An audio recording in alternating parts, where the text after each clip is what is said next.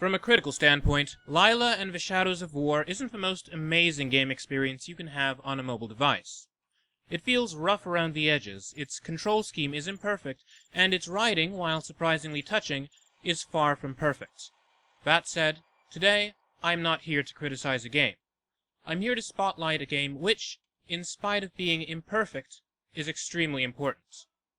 Lila and the Shadows of War is set in Gaza in 2014 during a conflict. It follows a little girl, the titular Lila, and her father. This game, which draws a lot of inspiration from Limbo, is in many ways reminiscent of its aesthetic forefather. It's a monochrome experience, and death is around every corner.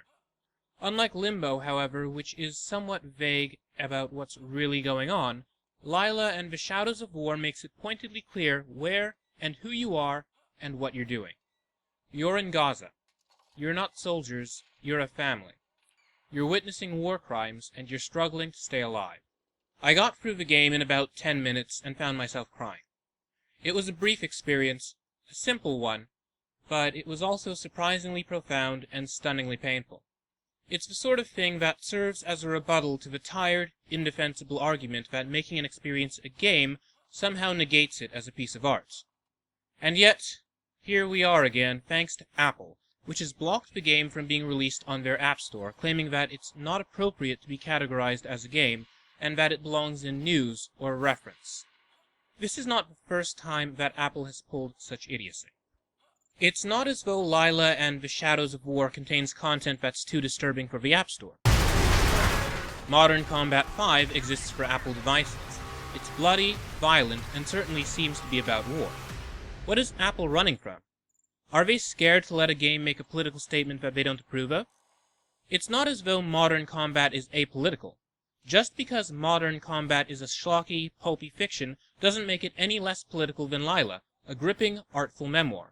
Right now, I can grab an iPhone and start shooting faceless insurgents, but I can't pick up an iPhone and share in the grief of Palestine because Apple has decided that one sort of experience is deserving of being on the platform, and another isn't.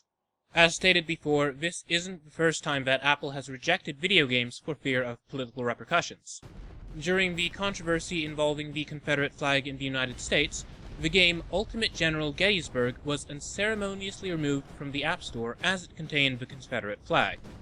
Who would have imagined that an educational historical strategy game would have been put in the crosshairs of profits and public relations? Frankly, I'm not going to call this censorship. Apple's App Store is theirs to do with as they please. They have every right to decide what goes onto it and to decide what they reject. That said, they're choosing to reject something bigger than a whole mess of thought-provoking games, and they're rejecting something far more complex than a 10-minute experience. They're rejecting the notion that video games are anything more than simple entertainment products. Can a computer make you cry? It won't, if Apple has anything to do with it. Lila and the Shadows of War is available to download for free on Google Play for Android devices. What do you think? Is Apple making a mistake?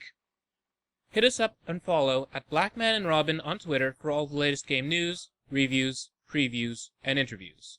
Follow me at Jordan_Cameron for my own views.